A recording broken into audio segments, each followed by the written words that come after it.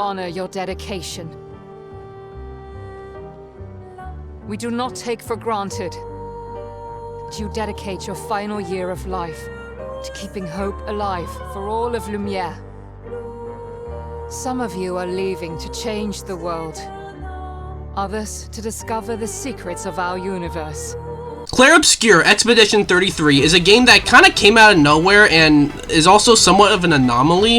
It is a turn-based RPG inspired by the likes of Final Fantasy and even Lost Odyssey, developed by Sandfall Interactive, a new developer, and this is their first game. And it's a team of 30 people, a good number of which are ex-Ubisoft developers, and it might just be my game of the year, at least as of now. So let's talk about it. Hi guys, DPX here, reviewing today, Clair Obscur Expedition 33. Now before we get started, you know what to do. Be sure to subscribe and hit the bell and leave a comment, or I'll make you grow old at a very early age. Let's carve a path.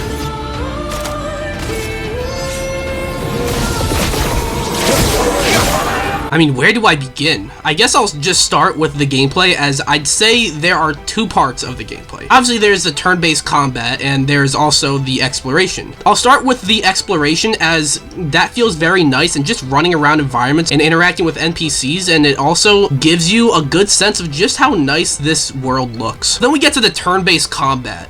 Now, there has been some online discourse about how turn-based games are back because of this game, but I'm willing to say that they never really left in the first place. However, Clair Obscur might just have some of the best turn-based combat I've ever played in an RPG. It's so much fun, and not to mention all the things that come with it. Most notably, parrying in this game has to be one of the most satisfying parry systems I've ever played. And don't listen to that Polygon article that tells you not to parry because it's too hard and to just dodge instead. Sure, there are times where it may be better to dodge as opposed to parrying, and parrying could be hard to get right, but it's possible to get it right, and it's rewarding. There are also many skills each character has, which makes combat even more engaging, along with pitcos, which are almost like little attributes to assign to your character, and yeah, the combat in Expedition 33 is absolutely spectacular. Then you have a whole bunch of party members. You got characters like Gustav, Verso, Mael, Lune, Seal, and Monaco. I don't want to get into spoilers, but each of them, some you meet later on and some you meet earlier on, each of them are extremely fleshed out in terms of their stories, mechanics,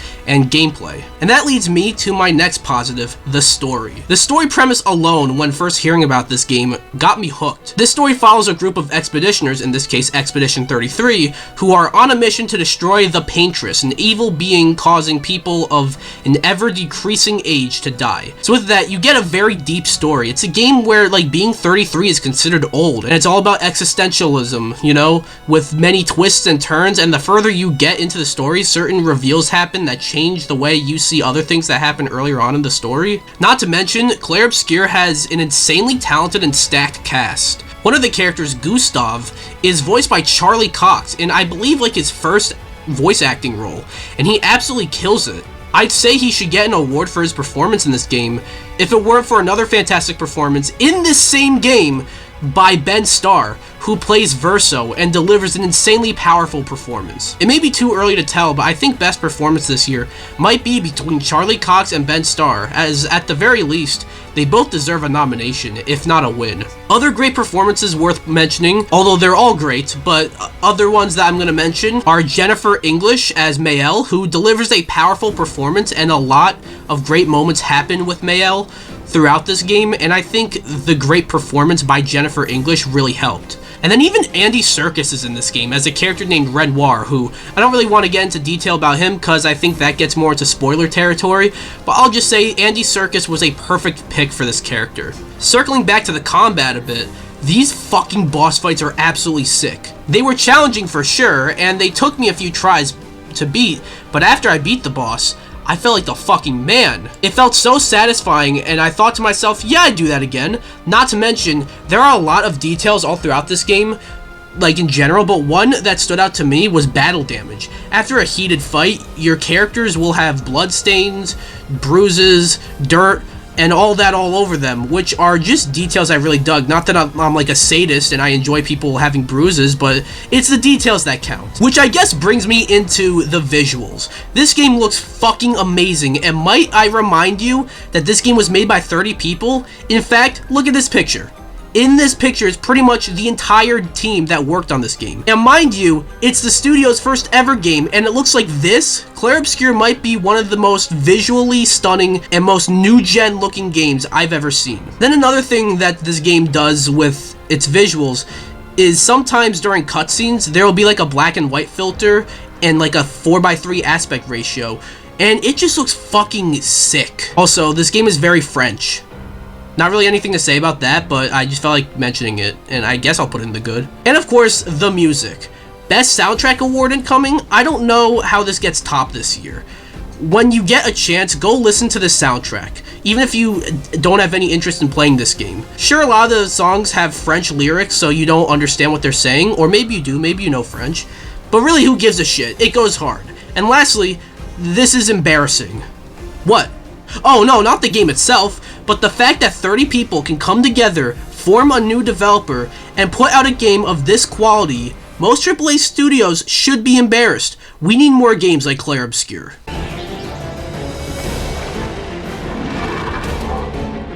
Ready?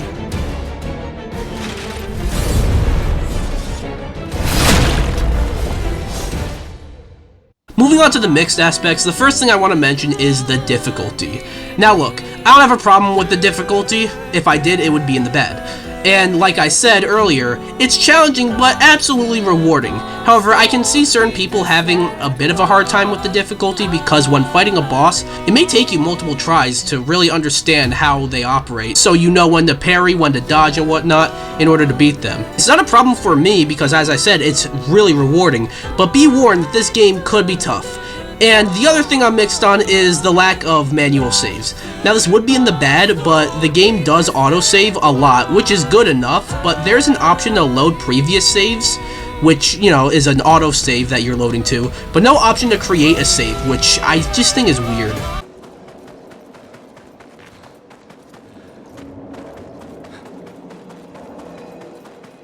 Moving on to the bad, I got two issues that aren't really that bad, but I feel like mentioning them anyways. First is no retry option when losing a fight. This can be really annoying, especially when fighting a boss, you know, where you die, you have to then walk over, trigger the cutscene plays, although you could skip it, and then the boss fight. It's not the end of the world, but I just wish there was a retry option. And the other issue I have, and it's probably my biggest issue with the game, is that there are no waypoints. I'm not asking for the game to hold my hand, but I do like a little guidance. Maybe not even just waypoints, like a map would be cool, you know? Like, there is a map in some sections, but not like during the exploration, which I feel like needs it the most. But honestly, I got used to not having a map or waypoints.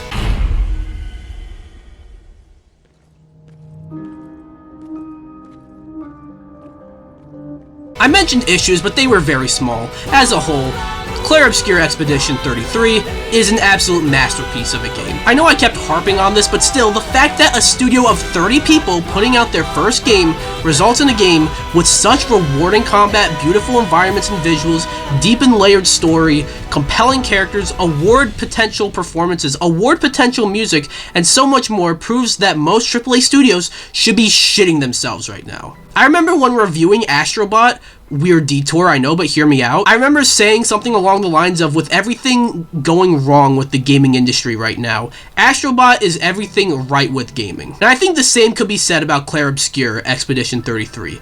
It is an absolute work of art and a game worth playing by even those who don't jive with RPGs. And that is why I have no problem awarding it with a 10 out of 10. So that is my review for Clair Obscur Expedition 33. And the game came out a week ago from the day that this should hopefully be going up, and that's not even if you got the early access version. If you got the early access version, you've probably finished this game by now. But it took me a little while, but here it is. Anyways, what do you guys think about this game? You guys like the game, not like the game? Have you guys played the game, not played the game? And if you haven't played the game, do you guys want to play it, not want to play it? Anything about the game, let me know down below. Anyways, be sure to like the video, come subscribe, or I will make sure you die at a very young age.